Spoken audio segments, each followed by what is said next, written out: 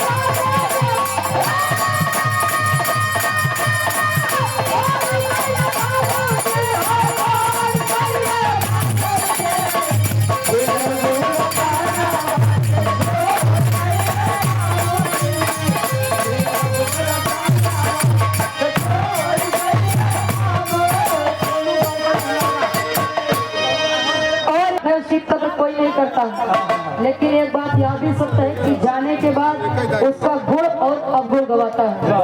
ये गुण ही है, ये कीर्ति है जो आज इस मंच पर गवाने बजवाने पे मजबूर करते हैं, क्योंकि उन्होंने उस लायक काम किया है। ए भैया, माई खेदनी देवी जी और पिता अजय साहब राम मंगल बिंद जी के पूजनीय पिताजी, जिन्होंने इन 5 महान विभूतियों को जन्म दिया। आदरणीय परम सम्मानित राम गरीब बिंद जी।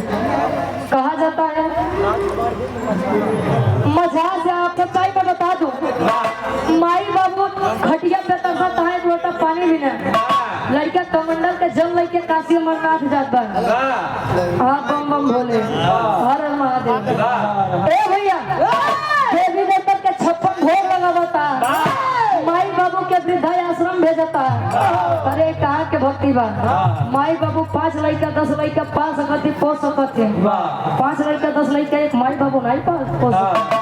कहे कहीं मीरा कहीं राधा तो कहीं घनश्याम मिलते हैं। अरे पवन सुख के सीने में श्री राम मिलते हैं।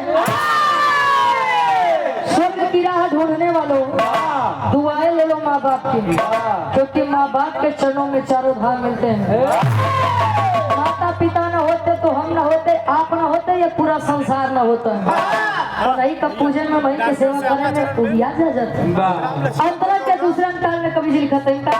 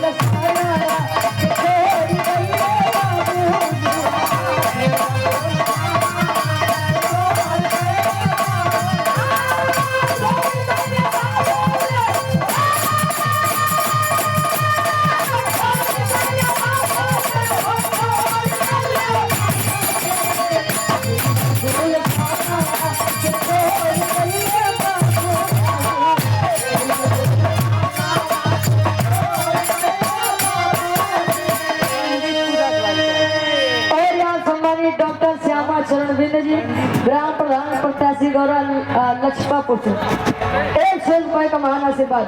और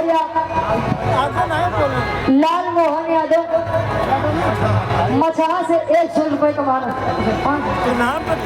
थोड़ा आप सम्मानित हृदय के गार्जियन जी 500 रुपए तक का सम्राट मंगल बिंद जी। चौथे नंबर पे आप स्वर्गीय बाबूजी आप जगजीवन राम बिंद जी, और 5वें नंबर पे आप पंचम बाबूजी, 2 बेटी। आप 21 रुपए का महान आशीर्वाद बेनाम बस द्वारिका प्रसाद पंडित, द्वारिका प्रसाद पंडितपुरवा से 21 रुपए का महान आशीर्वाद। और 2 बहनें सुखराजी और मनराजी जी, 5 भाई 2 बहन परिवार है माता और पिता का। आखिर जो होना है वो होकर ही रहेगा, चाहे कोई कितना भी जतन कर ले। लाइन में सब क्यों लगा है, लेकिन केकर नंबर कभी आई जाएगा ये क्यों नहीं देखेगा। आगे कभी लिखते हैं भाव बदलत बाकी से